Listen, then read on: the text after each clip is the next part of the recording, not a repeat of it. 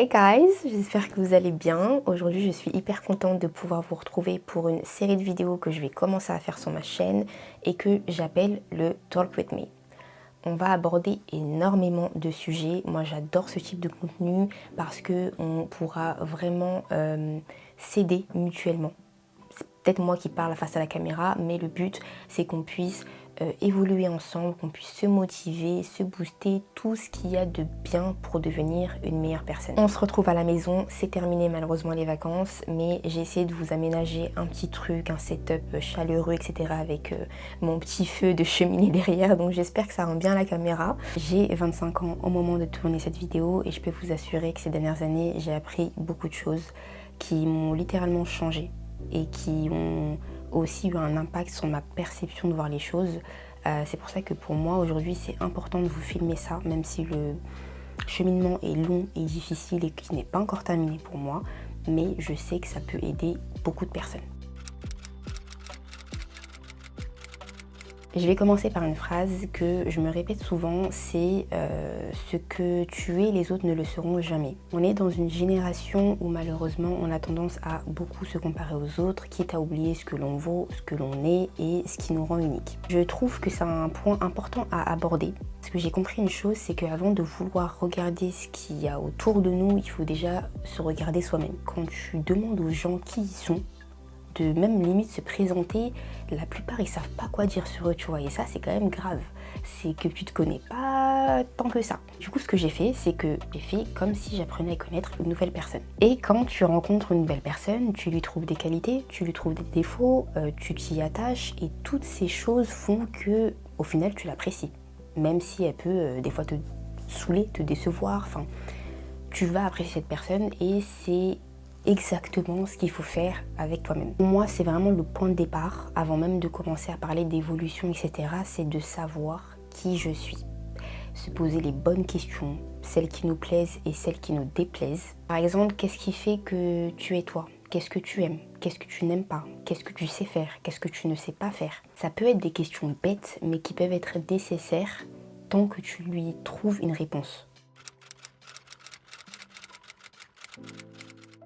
Ensuite, il y a le fait d'avoir établi des objectifs clairs et précis, sans limite de temps. Moi, par exemple, je fais partie des personnes qui détestent me fixer des deadlines parce que je trouve que ça me stresse plus qu'autre chose. Donc, pratiquement tous les ans, ce que j'aime faire, c'est de me fixer des objectifs à l'année, que ce soit dans ma carrière, dans mes relations avec les autres, dans mon aspect physique et mental. Toutes ces choses que je vais lister vont me permettre en fait de pouvoir avoir une vision globale de ce que j'aimerais être. Et je réponds souvent à deux questions quand je commence. Comment je me perçois aujourd'hui et comment j'aimerais être demain. Et c'est assez important parce que si toi tu es dans une phase où tu es dans ton glow-up, etc. J'ai envie de devenir telle ou telle personne. Si tu n'as pas d'objectif et que tu n'as pas la vision claire sur ce que tu veux être, ça va être assez compliqué. Ce que je trouve bien aussi dans le fait de ne pas se fixer de limite de temps, c'est que tu réussisses à faire ton objectif 1 en avril ou en septembre, dans tous les cas, tu as réussi à le faire, tu vois. Et tu es moins sous pression, moins à te dire, oh là là, il me reste qu'un mois pour y arriver, etc. No stress, please. Faites les choses à votre rythme. Tant que vous atteignez ce que vous voulez, c'est vraiment le plus important. Oh, le un jour, une action, c'est quelque chose qui m'a beaucoup aidée. Parce que moi, de base, je suis quelqu'un qui aime bien repousser les choses à après, qui procrastine, etc. Et vraiment ce qui va te permettre de pouvoir faire avancer les choses. Si tu es quelqu'un qui aime beaucoup dire « Ok, j'aimerais faire ça, mais je le ferai plus tard », c'est vraiment une technique qui va t'aider. Mais genre vraiment de ouf. Déjà pour commencer, il faut totalement supprimer ton vocabulaire. Je vais le faire après parce que ça conditionne ton cerveau à remettre les choses à demain et c'est pas du tout une bonne chose. Par exemple, pendant un long moment, j'avais grave envie d'assister à un cours de danse sur Paris. Ce que j'ai fait, c'est que j'ai pris mon téléphone, je suis tout de suite partie sur Google dès que j'avais l'idée et je me suis inscrite. En fait, j'ai même pas réfléchi, je me suis inscrite. Le week-end même, j'ai assisté et devinez quoi, j'ai surkiffé. Et c'est plein de choses comme ça, quand tu prends l'habitude de le faire, tu vas te dire, mais en fait, ça me permet tellement de m'ouvrir des fois des portes, de faire des nouvelles rencontres, tu sais pas ce qui peut arriver. Tu sais, quand tu viens à prendre une petite action chaque jour, ça peut te débloquer d'énormément de choses.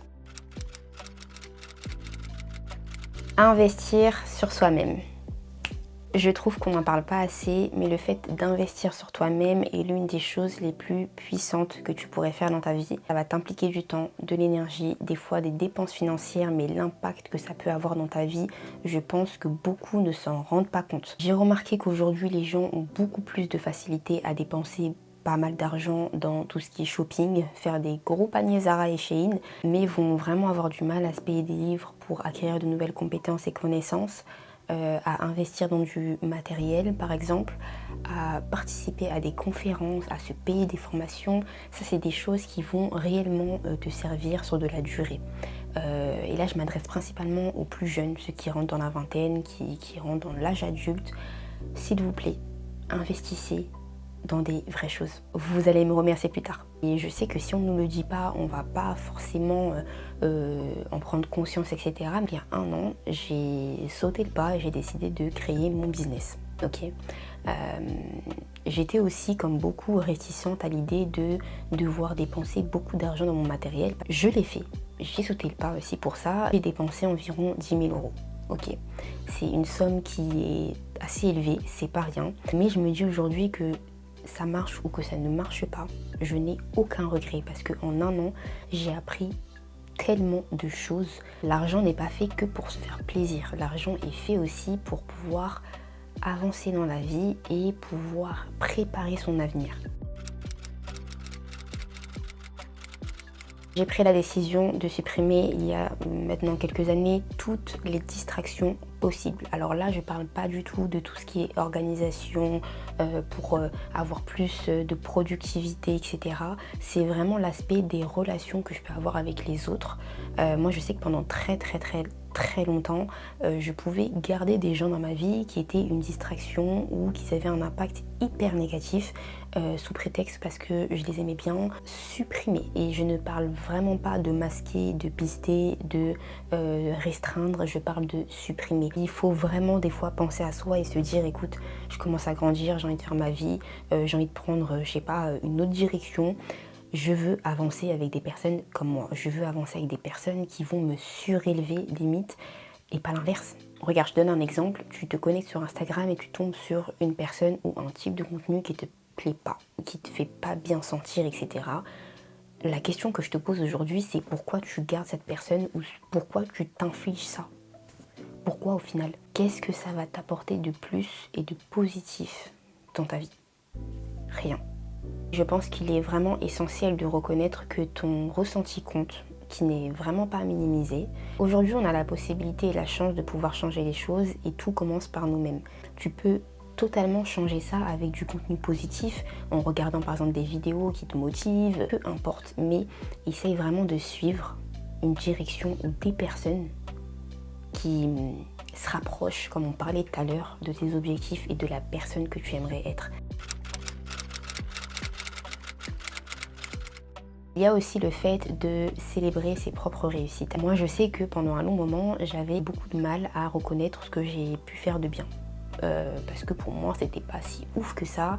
Et je me disais souvent, j'ai pas l'impression d'avoir vraiment avancé dans ma vie. Alors qu'en fait, si. Enfin, déjà, juste en l'espace d'un an, tu fais beaucoup de choses. La personne que tu étais, même il y a 5 ans, et la personne que tu es aujourd'hui n'est pas du tout la même. Même si des fois, tu as l'impression de stagner, de rester au même point de départ, etc. Voilà, dans ma vie, j'ai fait ça. J'ai eu tel diplôme. J'ai réussi à dépasser telle difficulté, etc. Et c'est des choses importantes. Que ce soit des petites victoires ou des grandes victoires, il faut les célébrer. Que tu puisses te rendre compte du chemin que tu as parcouru, parce que c'est pas rien, tu vois. Personne ne reste vraiment au même point de départ. On avance. Des fois, on peut reculer en fonction des aléas de la vie, mais on ne reste pas au même point de départ. Et je suis persuadée que c'est quelque chose qui te servira. Donc voilà, on arrive à la fin de cette vidéo. J'espère sincèrement qu'elle pourra t'aider, qu'elle pourra te permettre de prendre conscience de certaines choses. En tout cas, n'hésite vraiment pas à me laisser des commentaires pour savoir s'il y a quelque chose qui t'a parlé, je t'ai reconnu dans ce que j'ai pu dire, etc. Même limite de me proposer d'autres types de contenus, d'autres sujets. Moi, ça me ferait très plaisir. Comme ça, au moins, je sais un petit peu ce que vous aimez, etc. et ce dont vous voulez que je parle. Là, je te souhaite une belle journée ou une belle soirée en fonction de quand tu regarderas cette vidéo et je te dis à la prochaine. Prends soin de toi.